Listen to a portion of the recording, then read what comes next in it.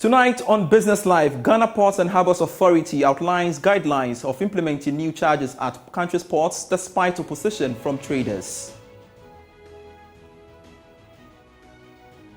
Also in this bulletin, Tullow Oil reviews price of gas sold to government from its oil fields. But could this impact negatively on cost of power generation in the country? We shall be exploring that. Also in this bulletin, First Deputy Governor of the Bank of Ghana, Dr. Maxwell Opoku-Afari, questions sustainability of central bank's continuous financing of government's budget. We've got details of these and many others coming your way all in a moment. Please stay.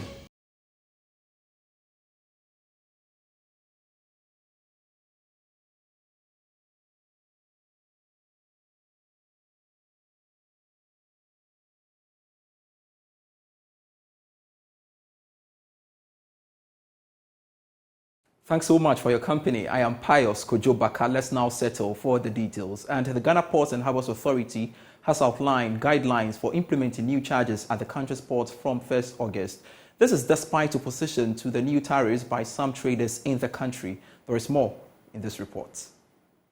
Based on documents seen by Joy Business, the review will affect every category of service that it carried out at the country's ports from August 1, 2023. However, the Ghana Port and Harbours Authority has maintained that vessels that berth in the country's port before the beginning of this month will be excused from these charges. However, those that arrived before August 1 but started discharging their goods and products after this date shall still be asked to pay the new charges. Persons that even have their goods stored at the port and are in the process of clearing their stuff after August 1, 2023, it is not clear for now what might have influenced these charges. But coming just after reduction in activities at the port, some have described these new developments as interesting.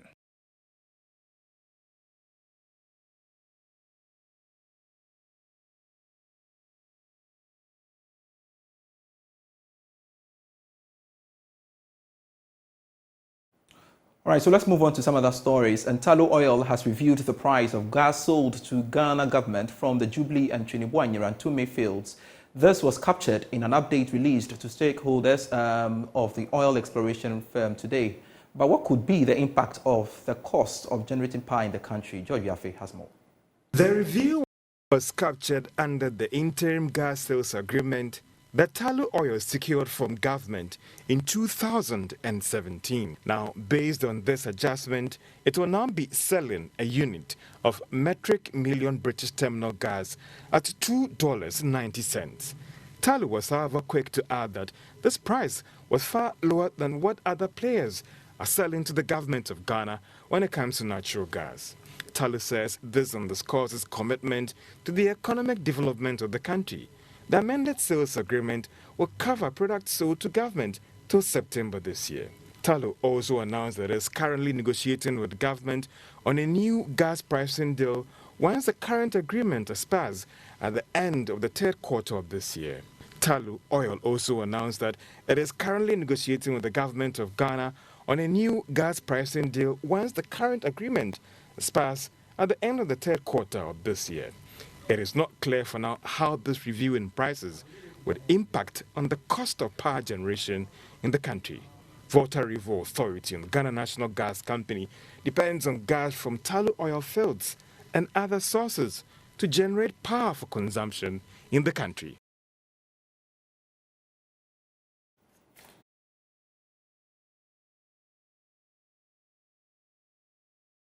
All right, so let's go live and speak with the Executive Director of the Africa Center for Energy Policy, Ben Buachi, for more on this developing story. Ben, grateful you could join me on Business Live. Now, what do you make of the latest demand by Tullow Oil of an increase in the price of gas it sells to government? Unmute for me, Ben. Yeah, thanks for having me. I think the price was always going to change. As you will recall, we have had free volumes of gas from Tullow since the beginning of oil production. So December 2022, we exhausted the free gas that was coming from the Jubilee field, and therefore they needed to price the gas. the Jubilee, Greater Jubilee project had agreed in the plan of development a price of $2.35 per MMBTU, escalated by the U.S. Consumer Price Index. So that is what has actually brought the price to 2.9. I'm still thinking that that price could have been lower, given our circumstances, and also the fact that this whole project was, based on the oil rather than the gas. But that is what government has agreed to pay. That means that we have to recover the full cost of the gas from its utilization. That is, if we sell to the market has to be able to pay for it. And in Ghana, significantly, the gas goes to the power producers, and then it is generated, it used to generate power, and ECG has to pay. Do you hope Ghana was likened to the... Kindly conclude Yes. for me. Yeah. I was making a point that if you look at, that circumstance, we're going to have to pay Tullow at around $9 million a month, and that translates to about $100 million a year, of additional, fiscal burden on the power sector. All right. So do you hold the view that this development could impact negatively on power generation in the country, since Ghana Gas really relies on the commodity from Tullow? At business as usual, certainly, there will be challenges, because you do know the struggle that the power sector is going through, and its inability to pay the value chain, the IPPs, other gas producers. And now you have an additional $100 million of, fiscal burden on the sector. So we need to really double up to clean up the mess, to ensure that we don't accumulate more debt through these new adjustments. Well, Ben, there is the view that the current price quoted by Tullow is a better deal considering the market price in the sub-region. Now, do you think government must work with Tullow and accept the price? Gas prices are not like tomatoes or any other commodity you sell on the market. You usually negotiate it based on the project economics. How much is it costing to produce the gas? There's the owner of the resource, there is an investor. So it's a combination of things to arrive at the price. So every gas is different. We don't have one gas. If you commingle it, you can then come up with a gas. But, specifically, every field has its own price, and that's why you see price variation. So it's not a simple matter of, looking at one field and comparing it to the other. The economics determine how much you're charging for the gas, and that's why they have to negotiate for each of the gas. Again, government is requesting an increase in the gas supplied per day to about 200 million standard cubic feet from November this year. Do you think that Tullow can meet that demand, that supply government is requesting for? What we've been told is that some additional investment will be required to be able to deliver that. It's in order for us to optimize domestic gas production. Our challenge is that we haven't paid attention to domestic investment to be able to bring on additional gas. Over the years, we've been focusing on importing gas through LNG and other options, and we haven't really engaged the domestic investors to bring on additional resources. So if Tullow is able to bring on additional gas, that would be good for the improvement in the power sector and the demand that will go up. Therefore, a new gas will be required, for us to be able to meet that demand. So we hope that materializes, actually.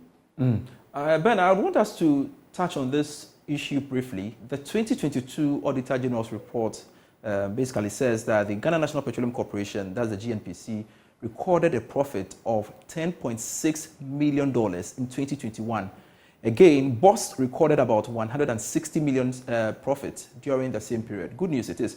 But in your view, what accounted for these earnings and how can it be sustained?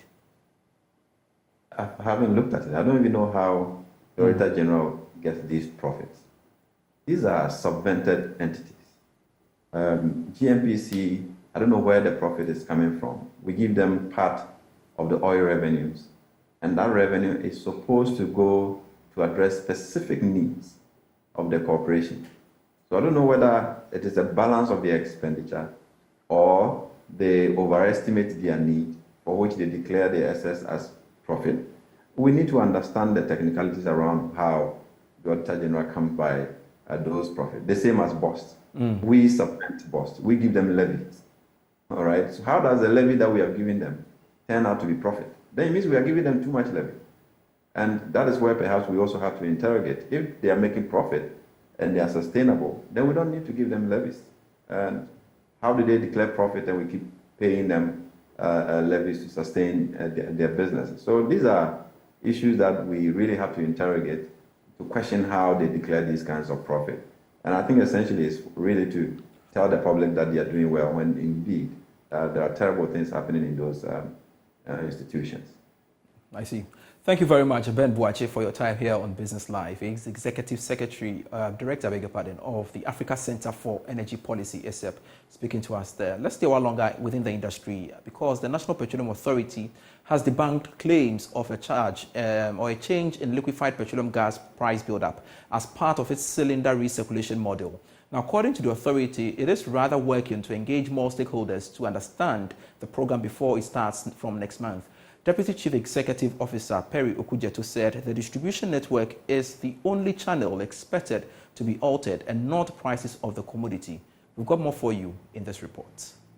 The National Petroleum Authority said it is engaging service providers and key stakeholders within the industry to bring clarity to the implementation of the policy and ensure a safe rollout of the program before September 2023. Deputy Chief Executive Officer of the NPA, Perry Okujeto, said the authority will gradually phase out the old system through a transition period. Because the cylinders have been an investment by a bottling plant, we need to know at every point in time who has it.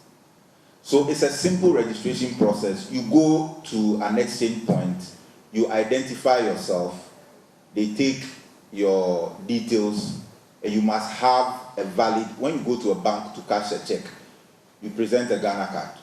If you go to an exchange point, you present a Ghana card. The Ghana card has all your details, has your location, where you live, and all of that on it. So that we can have, or the exchange point can have data, and there can be traceability in case the cylinder goes and for 1 year, it doesn't come back. So that is for the registration. He further said there are plans for the Atuabo plant to establish a bottling plant from the Atuabo zone to support the initiative. We're doing this to try and resolve the environmental issues and the health issues that confront us as a nation. So we are going to pay particular attention to those regions in order to make sure that we ensure a certain level of penetration. So we start in September, and the production and circulation of cylinders begin. And then we begin gradually as the bottling plants push a lot of cylinders into the system until we have met the needs of the entire country over a certain period. The requirement is for an individual to have a Ghana card and money to acquire one or more of the filled cylinders from an exchange point. James Ishen's reports for Joy Business. A while longer with the NPA because they have shut down 2 fuel stations in the Northern Regional Capital, Tamale, for operating illegally. Now, the 2 stations belonging to the Northern Regional Chairman of the NPP under the name Lily Gold were cited for operating even though their licenses had been revoked. The exercise was led by the regional manager. Here is more. The National Petroleum Authority's activity today is to clamp down on operators of fuel stations who are operating illegally. Speaking in an interview, the Northern Regional Manager for NP, Rashid Dauda, said Lily Gold's license were revoked last year and were not supposed to be operating. Lily Gold Resources, Energy Resources Limited, license has been revoked since October 2022. Hence, they cease to exist. By law, the OMC is not supposed to be seen operating, neither are we supposed to see the logo or the branding Lily Gold. For some time, this retail outlet here in Canville and one other one at the industrial area Lamashebu have been operating under the name Lily Gold. We are here today to come and shut down the station and caution the general public not to do business with illegal persons. If you are operating something illegal, it's illegal. And so action should be brought to make sure that this illegality is remedied. We are not doing this because he's an MPP regional chairman. If anybody at all should be found to be operating an illegal site, that will also be taken seriously, and this kind of action will be brought onto that station. The offense is clearly selling product to the unsuspecting public under the pretext of Lilliput. Now, since it's unlicensed, if you buy any product from such outlets, there's no any remedial action whatsoever. The authority cannot come to intervene on your behalf if something goes wrong. Therefore, by law, since the National Petroleum Authority is in charge of the downstream industry, we are to ensure that such illegal outlets do not operate. He added that Lily Gold will also be flagged on the Enterprise Rational Management System platform, which has all the OMCs on board. The outlets will be flagged on our ERDMS, where all OMCs are to take products and supply their retail outlets. When we log you out on that system, that particular station will not receive any product from any source or any depot in Ghana. That is another action we are going to take immediately. So it will not continue to receive any petroleum product. Even if we find that he's doing that under a third party, that particular third party will also be dealt with.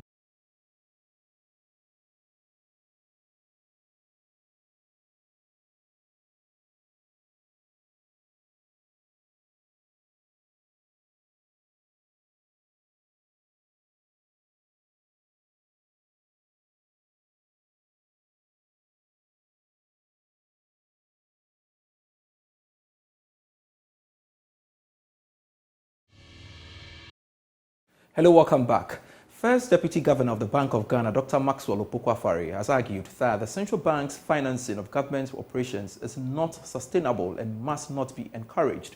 He is therefore calling for a strong and aggressive domestic resource mobilization to support the economy. Here is more. The first Deputy Governor of the Bank of Ghana was speaking at an event at Gomuafete in the Central Region on the topic, building public support towards mobilizing resources locally for development. He added that recent happenings have shown that central bank financing approach is not workable. Dr. Afari says financing the deficit by central bank can indeed undermine its autonomy and its ability to even fight inflation. He was, however, quick to add that one of the challenges that is affecting domestic resource mobilization is the lack of trust between the general public and policymakers. Dr. Afari was, however, of the view that there is a need to deal with wasteful spending and ensure that there is value for money going forward, a move that can help to deal with this challenge. The first Deputy Governor of the Bank of Ghana's comments are coming at a time where there have been push for strict enforcement of the zero financing of government's budget to prevent the situation where Bank of Ghana has been pushed into negative equity as a result of the almost 61 billion Ghana cedis loss for 2022. Meanwhile, research lead at GCB Capital, Courage Boti, has indicated that the Bank of Ghana must follow due processes in writing off government's debt. Speaking earlier on the marketplace, Mr. Boti said the Bank of Ghana must sort the right approvals in this process. Due process must be followed. If there are laid down processes that they must go through to, I've always argued that central bank, the Ministry of Finance is their big brothers. In fact, so conversations between them can be a bit more cordial compared to maybe your negotiation with an organized labor or some other civil society groups, really. So some of those things can happen, but then it must follow due process. I mean, if Bank of Ghana won't write off debt owed to government of Ghana, then who will? But then the right processes must be followed, and to the extent that they are not followed, I think we need to demand accountability for that. But then Bank of Ghana holds so much of both marketable and non-marketable debt of the government of Ghana, really. I think at the last count in the IMF report, they were quoting about 77 billion in non-marketable debt, really. And the question is, how do we deal with that? I guess part of that is what is being written off. But don't forget, Bank of Ghana also holds government of Ghana regular debt, which they may have restructured in the earlier phase already. So I guess these things are bound to happen. They just must follow due process, and the right approvals must be sought. To the extent they are not, I think it is in place that we demand accountability of the Bank of Ghana.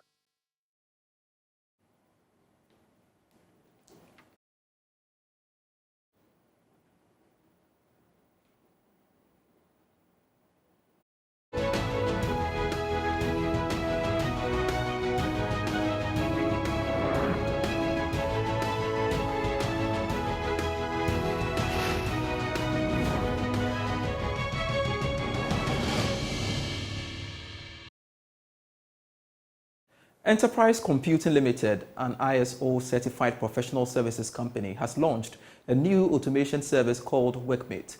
According to the marketing and communications specialist at Enterprise Computing Limited, Volmina Clark, Workmate encompasses a centralized system that works on multiple automation processes at the same time.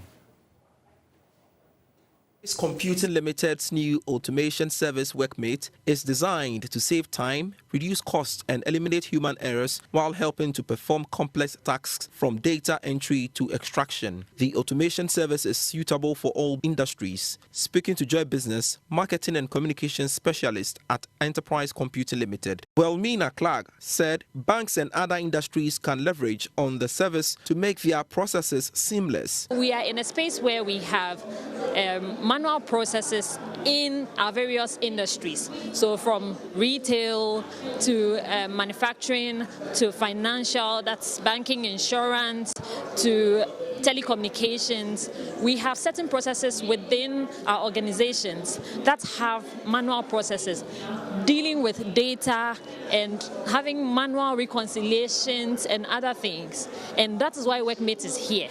Workmate is meant to automate some of these processes so that we reduce the errors. We are more productive because we do more within less time and with the same resources. We have Workmates taking multiple processes within the same platform. So a centralized system where you can have many different processes to be automated and you can access them all from one web platform, which is Workmate. Strategic banker at GT Bank, Nelly McAdalete, urged banks and other organizations to embrace digitalization and automation. When the manual work must be done quickly, you must go through automation and digitization. It is the spiritual aspect of the manual work we do. That is why it's faster, that is why it's easier, that is why it reduces all the time wasting. Do you want your process not to be easily compromised? It is about digitization and automation. Do you want your staff to be readily and assertive in whatever they do? It is about digitization and automation. Have you had encounters where you've been told that I didn't fill the form myself, you filled it for me? I didn't do it this way, you did it for me. Assuming you had digitized the process and you could easily retrieve any other thing you did digitally, who will be blamed or who would be assumed to have altered information? Workmate is suitable for a wide variety of industries, including financial, healthcare, energy, oil and gas. And before we go, the Ghana Ports and Harbours Authority has justified the increase in tariffs at the port, and I would like to read a statement issued by the Ghana Ports and Harbours Authority. It's captured increase in GPHA tariff It reads, the Ghana Ports and Harbours Authority on August 1, 2023 implemented its revised and restructured tariff and has taken note of a press release issued on 2nd August 2023 by the President of the Ghana Union of Traders Association. Consequently, GPHA wishes to clarify as follows. 1. That before the implementation of the tariff, there were a series of engagements with the relevant institutions and major stakeholders, including the Ghana Shippers Authority, Shipowners and Agents Association of Ghana, Freight Forwarding Associations, Ghana Union of Traders Associations, Importers and Exporters Association of Ghana, as well as representations from the transit trading community to gather insights and feedback before implementing the increment. These engagements started from April to July 2023 and stakeholder concerns were considered. I would like to skip to 2, where it reads the scope of the review was such that some tariff items were not increased, while others were restructured to address the distortions and lack of clarity in the interpretation and application of some tariff items. So we shall come to the various stakeholders, especially the businesses at the port, for some reactions on this interesting development coming from the Ghana Ports and Harbours Authority, basically on the back of the increase in charges and tariffs there. All right, that's it for Business Live for today. I am Pius Kojobaka. You can get stories when you log on to myjoyonline.com/business. We'll enjoy the rest of our programs. Bye.